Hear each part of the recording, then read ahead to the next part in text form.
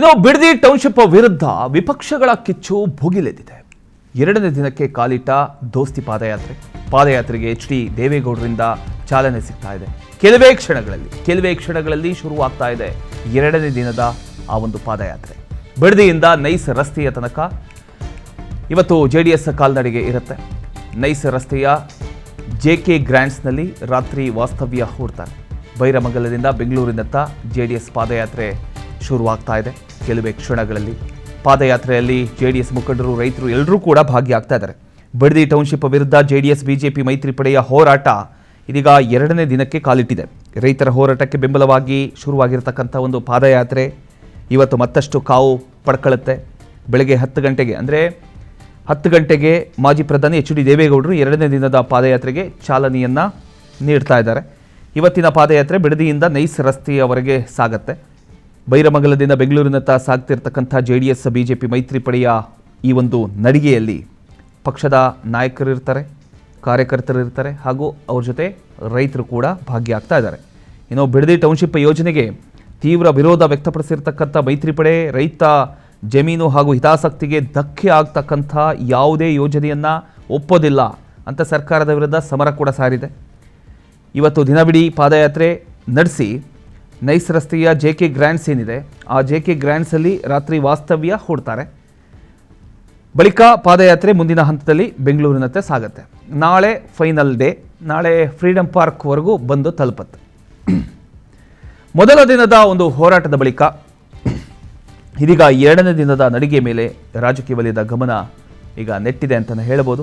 H D. ದೇವೇಗೌಡರ ಒಂದು ನೇತೃತ್ವದಲ್ಲಿ ನಡೆಯಲಿರತಕ್ಕಂಥ ಇವತ್ತಿನ ಒಂದು ಪಾದಯಾತ್ರೆಗೆ ಎಷ್ಟು ಸಂಖ್ಯೆಯಲ್ಲಿ ರೈತರು ಹಾಗೂ ಕಾರ್ಯಕರ್ತರು ಸೇರ್ತಾರೆ, ಸರ್ಕಾರದ ವಿರುದ್ಧ ಯಾವ ರೀತಿಯ ಒಂದು ಸಂದೇಶವನ್ನು ನೀಡಲಾಗುತ್ತೆ ಅನ್ನೋದು ಒಂದು ಕುತೂಹಲ.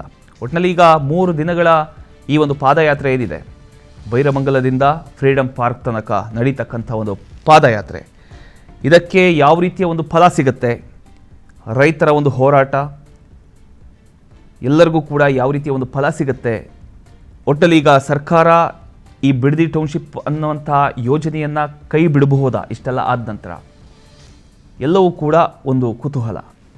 ಕಾದು ನೋಡಬೇಕು. ಬಿಡದಿ ಟೌನ್ಶಿಪ್ ವಿರುದ್ಧ ಈಗ ಮೈತ್ರಿ ಪಡೆಯ ಸಮರ ಮತ್ತಷ್ಟು ತೀವ್ರಗೊಂಡಿದೆ. ಇದ್ರ ಬಗ್ಗೆ ಇನ್ನಷ್ಟು ಡೀಟೇಲ್ಸ್ ಕೊಡ್ತಾರೆ ನಮ್ಮ ಪ್ರತಿನಿಧಿ ರಂಜನ್. ರಂಜನ್, ಮೊದಲನೇ ದಿನ ಆಯಿತು, ಈಗ ಎರಡನೇ ದಿನಕ್ಕೆ ಪಾದಯಾತ್ರೆ ಕಾಲಿಟ್ಟಿದೆ. ಈಗ ದೇವೇಗೌಡರು ಎಷ್ಟು ಗಂಟೆಗೆ ಬರ್ತಾರೆ, ಚಾಲನೆ ನೀಡ್ತಾರೆ, ನಂತರ ಇವತ್ತಿನ ಪಾದಯಾತ್ರೆ ಯಾವ ರೀತಿ ಇರುತ್ತೆ ಅಂತ? ಸಮರ್ಪಣ, ಈಗಾಗಲೇ ನಾನು ಸದ್ಯಕ್ಕೆ ಬಿಜಿಎಸ್ ಸರ್ಕಲ್ ನಲ್ಲಿ ಇದ್ದೀನಿ. ಇವತ್ತಿನ ಪಾದಯಾತ್ರೆ ಅಂದ್ರೆ ನಿನ್ನೆ ನಿಖಿಲ್ ಕುಮಾರಸ್ವಾಮಿ, ಎಚ್ ಡಿ ಕುಮಾರಸ್ವಾಮಿ ಹಾಗೂ ಬಿಜೆಪಿಯ ನಾಯಕರು ಎಲ್ಲರೂ ಕೂಡ ಬೈರಮಂಗಲ ಸರ್ಕಲ್ ನಿಂದ ಬಿಡದಿಯ ಈ ಒಂದು ಬಿಜಿಎಸ್ ಸರ್ಕಲ್ ವರೆಗೂ ಪಾದಯಾತ್ರೆಯನ್ನು ಮಾಡಿದ್ರು. ಅದಾದ ಬಳಿಕ ಇವತ್ತು ಬಿಜಿಎಸ್ ನೇರವಾಗಿ ನೈಸ್ ರಸ್ತೆಯವರೆಗೂ ಕೂಡ ಪಾದಯಾತ್ರೆಯನ್ನ ಹಮ್ಮಿಕೊಂಡಿರುವಂತದ್ದು. ಈಗಾಗಲೇ ಈ ಒಂದು ಬಿಜಿಎಸ್ ಸರ್ಕಲ್ ನ ಬಳಿ ಎಲ್ಲ ಒಂದು ಜೆಡಿಎಸ್ ನ ಕಾರ್ಯಕರ್ತರು ಜೊತೆಗೆ ರೈತರು ಪ್ರತಿಭಟನೆಯನ್ನ ಮಾಡೋಕೆ ಸಜ್ಜಾಗ್ತಿರುವಂತದ್ದು. ಒಂದ್ ಕಡೆಯಿಂದಾಗಿ ಕೈಯಲ್ಲಿ ಸ್ಲೋಗನ್ ಹಿಡಿದು ನಮ್ಮ ಭೂಮಿ ನಮ್ಮ ಹಕ್ಕು ಅನ್ನುವಂತಹ ಸ್ಲೋಗನ್ ಕಾರ್ಡನ್ನ ಹಿಡಿದು ಸರ್ಕಾರದ ವಿರುದ್ಧ ಬೃಹತ್ ಪಾದಯಾತ್ರೆಯನ್ನು ಮಾಡೋಕೆ ಸಜ್ಜಾಗಿದ್ದಾರೆ. ಈಗಾಗಲೇ ಈ ಒಂದು ಭಾಗದಲ್ಲಿ ಒಂದ್ ಕಡೆಯಿಂದಾಗಿ ರಾಜ್ಯ ಸರ್ಕಾರ ತನ್ನ ಬಿಡದಿ ಟೌನ್ಶಿಪ್ ಯೋಜನೆಯನ್ನ ಶತಾಯಗತಾಯ ನಾವು ಮಾಡ್ತೀವಿ ಅನ್ನುವಂಥ ನಿಟ್ಟಿನಲ್ಲಿ ಕೂಡ ಒಂದು ಹಂತದಲ್ಲಿ ತೀರ್ಮಾನವನ್ನ ತೆಗೆದುಕೊಂಡಿರುವಂತದ್ದು. ಈ ಒಂದು ತೀರ್ಮಾನಕ್ಕೆ ವಿರೋಧವಾಗಿ ಒಂದಷ್ಟು ಆಕ್ರೋಶವನ್ನ ಕೂಡ ಹೊರಹಾಕಿದ್ದಾರೆ. ಈಗಾಗಲೇ ನಾನು ನಿಮಗೆ ದೃಶ್ಯದ ಸಮೇತ ಎಕ್ಸ್ಪ್ಲೈನ್ ಮಾಡ್ತಾ ಹೋದ್ರೆ ಈ ಭಾಗದಲ್ಲಿ ಗಮನಿಸ್ತಾ ಇರ್ಬೋದು, ಏನು ಕೈಯಲ್ಲಿ ಎಲ್ಲಾ ಒಂದು ರೈತರು ಇರ್ಬೋದು, ಜೆಡಿಎಸ್ ನ ಕಾರ್ಯಕರ್ತರು ಜೆಡಿಎಸ್ ನ ಬಾವುಟವನ್ನ ಹಿಡಿದು, ಜೊತೆಗೆ ಬಿಜೆಪಿಯ ಬಾವುಟವನ್ನ ಹಿಡಿದು, ಜೊತೆಗೆ ರೈತರ ಒಂದಿಷ್ಟು ಸ್ಲೋಗನ್ ಕಾರ್ಡ್ಗಳನ್ನ ಹಿಡಿದು ಪ್ರತಿಭಟನೆಗೆ ಸಜ್ಜಾಗಿರುವಂತದ್ದು. ಈ ಒಂದು ಭಾಗದಲ್ಲಿ ಇವತ್ತು ಜೆಡಿಎಸ್ ನ ಪ್ರಮುಖ ನಾಯಕರು ಇಲ್ಲಿಗೆ ಬರ್ತಾರೆ. ಇಲ್ಲಿ ಬಂದು ತಮ್ಮ ಕಾರ್ಯಕರ್ತರು ರೈತರನ್ನ ಉದ್ದೇಶಿಸಿ ಮಾತನಾಡ್ತಾರೆ. ಅದಾದ ಬಳಿಕ ಇಲ್ಲಿಂದ ಪಾದಯಾತ್ರೆ ಆರಂಭ ಆಗುತ್ತೆ. ಈಗಾಗಲೇ ಏನು ಎಚ್ ಡಿ ಕುಮಾರಸ್ವಾಮಿ ಅವರು ಕರೆ ಕೊಟ್ಟಿರುವಂತೆ ಶತಾಯಗತಾಯ ಈ ಒಂದು ಯೋಜನೆಯನ್ನ ಕೈ ಬಿಡುವವರೆಗೂ ಕೂಡ ತಮ್ಮ ಹೋರಾಟವನ್ನು ನಿಲ್ಲಿಸುವುದಿಲ್ಲ ಅನ್ನುವಂತಹ ಮಾತನ್ನ ಸ್ಪಷ್ಟವಾಗಿ ರಾಜ್ಯ ಸರ್ಕಾರಕ್ಕೆ ರವಾನೆ ಮಾಡಿದ್ದಾರೆ. ಈ ಒಂದು ಪಾದಯಾತ್ರೆ ಅಂದ್ರೆ ಇವತ್ತಿನ ಪಾದಯಾತ್ರೆ ಯಾವ ರೀತಿ ಹೋಗುತ್ತೆ ಅಂತ ನೋಡೋದಾದ್ರೆ, ಈಗಾಗಲೇ 10 ಗಂಟೆಗೆ ಈ ಒಂದು ಪಾದಯಾತ್ರೆ ಆರಂಭವಾಗುತ್ತೆ. ಬಿಡದಿಯ ಬಿಜಿಎಸ್ ವೃತ್ತದಿಂದ ಪಾದಯಾತ್ರೆ ಆರಂಭವಾಗಿ ಬಿಜಿಎಸ್ ವೃತ್ತದಿಂದ ನೈಸ್ ಜಂಕ್ಷನ್ ವರೆಗೂ ಕೂಡ ಇಂದು ಪಾದಯಾತ್ರೆಯನ್ನ ಮಾಡೋಕೆ ಪ್ಲಾನ್ ಅನ್ನ ಮಾಡ್ಕೊಂಡಿರುವಂತದ್ದು.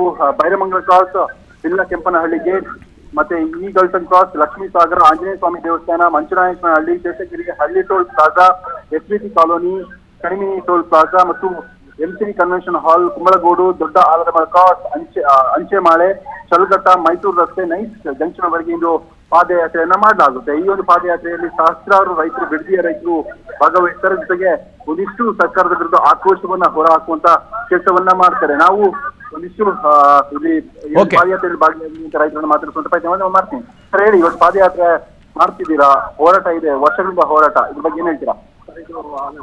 ಪ್ರತಿ ರೈತರ ಒಂದು 550 ದಿನದಿಂದ ನಿರಂತರ ಹೋರಾಟ ಮಾಡ್ತಾ ಇದ್ದಾರೆ. ಇದೊಂದು ಉತ್ತಮ ಹೋರಾಟ ಅಂತ ಇದು ಮಾಡೋದು. ತಮ್ಮ ಭೂಮಿ ರಕ್ಷಣೆಗೋಸ್ಕರ ಅವರು ಶ್ರಮಪಟ್ಟು ಹೋರಾಡ್ತಾ ಇದ್ದಾರೆ ಸರ್. ಯಾಕಂದರೆ ಟೌನ್ಶಿಪ್ ದುಡ್ಡು ನಾವು ತಗೋಬೋದು, ಇವಾಗ 3 ಕೋಟಿ ಇಲ್ಲ 4 ಕೋಟಿ ತಗೋಬೋದು. ದುಡ್ಡು ಇಂಪಾರ್ಟೆಂಟ್ ಅಲ್ಲ, ದುಡ್ಡು ಖರ್ಚಾಗೋಗುತ್ತೆ. ಭೂಮಿ ಬೆಳೆಯೋ ಅನ್ನ ತಿನ್ನೋ ಭೂಮಿ ಇಲ್ಲಾಂದ್ರೆ ರೈತರು ತುಂಬ ಕಷ್ಟ. ಫ್ಯೂಚರ್ ಯೋಚನೆ ಮಾಡಬೇಕು, ನಾವು ಇವಾಗ ಇದು ಮಾಡೋದಲ್ಲ. ಅದರಿಂದ ನಾವು ಕಂಟಿನ್ಯೂ ಹೋರಾಟ ಪಾದಯಾತ್ರೆ ಈಗ ಆಲ್ರೆಡಿ ಒಂದಿನ ಸಕ್ಸಸ್ಫುಲ್ ಆಗಿದೆ. ಮತ್ತು ನಾವು ಇವಾಗ ಇಲ್ಲಿಂದ ಮೈಸೂರು ರಸ್ತೆ ನೈಸ್ ಜಂಕ್ಷನ್ವರೆಗೆ ಓಡ್ತಾ ಇದ್ದೀವಿ ಸರ್. ತುಂಬ ತೀವ್ರವಾಗಿ ಹೋರಾಟ. ನೆನ್ನೆನೂ ತುಂಬ ರೈತರೆಲ್ಲ ತುಂಬ ಸಪೋರ್ಟ್ ಮಾಡಿದ್ದಾರೆ. ಇವತ್ತು ಸುಮಾರು ಜನ ಬರ್ತಾ ಇದ್ದಾರೆ ಸರ್.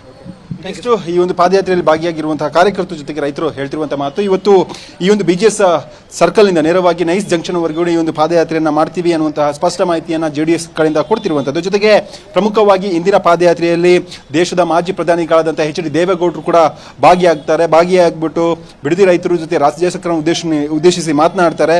ಈ ಒಂದು ಪಾದಯಾತ್ರೆ ಒಂದು ವೇಳೆ ಸರ್ಕಾರ ಸೀರಿಯಸ್ ಆಗಿ ತೆಗೆದುಕೊಂಡಿಲ್ಲ ಅನ್ನುವಂಥ ಪಕ್ಷದಲ್ಲಿ ನೇರವಾಗಿ ದೇವೇಗೌಡರು ಉಪವಾಸ ಸತ್ಯಾಗ್ರಹವನ್ನು ಕೂಡ ಘೋಷಣೆ ಮಾಡುವಂತ ಸಾಧ್ಯತೆ ಇರುವಂತದ್ದು. ಪ್ರಮೋದ್ ಬಪ್ಪಣ್ಣ, ಥ್ಯಾಂಕ್ ಯು ನಿಮ್ಮದ ಮಾಹಿತಿಗಾಗಿ ರಂಜನ್.